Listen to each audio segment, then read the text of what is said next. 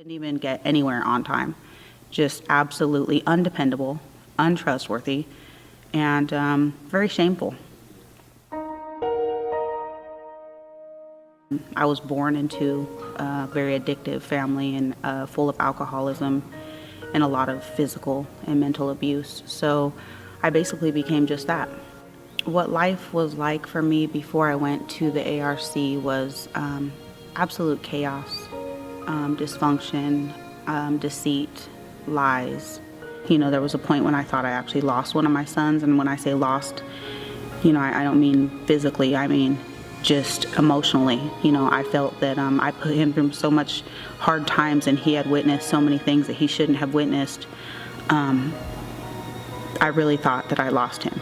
It took surrendering deeply into a program of recovery, of course, to be able to see the damage that I did, but I knew, you know, I knew even then. I would lay in bed at night and just be so filled with regret and remorse and knowing that I wasn't a good mom.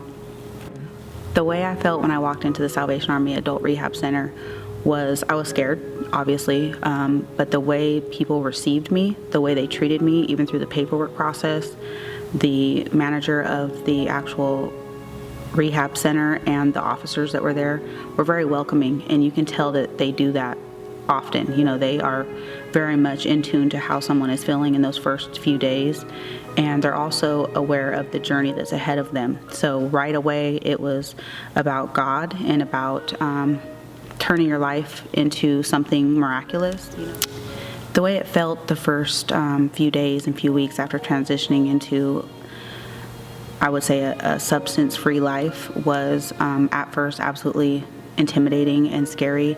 But for me, because I was so desperate and so willing, it was exciting too, to engage in the process, to get involved in meetings, to have a relationship with God. That's something I never had, and to actually just stop and be able to be still and trust that I knew that He had me right where I was supposed to be.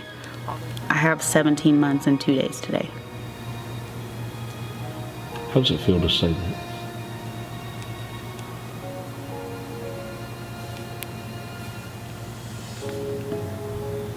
I'm very proud.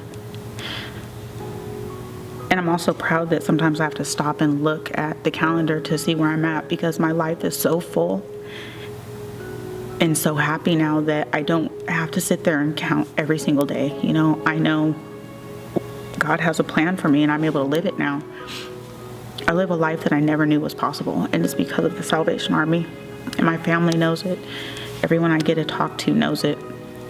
When they see me, they know. They can see the change, you know, and I fit in with people. You know, I am a normal person now. You know, I will always be an addict till the day I die, but I don't have to use that as an excuse no more. You know, I know that God has something better for me, and I'm living it now.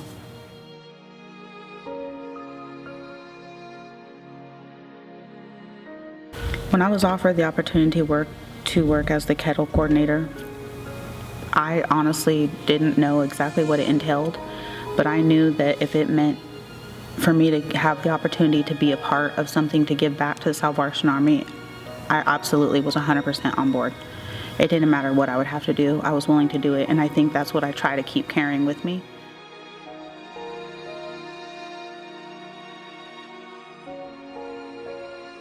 The Salvation Army Mobile Assistance Unit takes what we have done traditionally out of an office, it takes it mobile, so it doesn't limit where you can go. You ultimately can go anywhere and provide the same services: emergency food, help with utilities, PG&E, low-cost DMV vouchers. We do prayer support, and we also do other referrals for other things as well. Some of these people's lives are in really bad shape, you know, so I'm able to relate to them. I'm able to actually show them the picture of me the day I went into the ARC. You know, I'm able to plant a seed and try to just carry the message that you don't have to live this way anymore, that this is an outlet for you, you know, and they are forever grateful. One of the things that I have definitely realized is in this trek of sobriety and recovery and finding God is, now looking back at my life, it wasn't always a dark, deep pit of just nothingness. I did make some bad decisions, and there was some circumstances that maybe could have been prevented. But I had everything at one point, and because of my addiction, I lost it. I was a college graduate. I always had a good job. I had a good spouse. I had everything from the outside looked great, but at some point I lost that. And so for me, what I realized is it could have happened to anyone, and it still can. I actually hear all the time that it does happen to people that you would never even think. You know, there's people that have these problems or that need help, you know. I always remember that if it wasn't for the grace of God, it could be me. I just want to say thank you for everyone who supports the Salvation Army and who makes miracles like this happen in other people's lives. I know that I owe it all to the Salvation Army for changing me and my family's life, and it's had a complete ripple effect on those around me and my community. So thank you from the bottom of my heart for helping me change.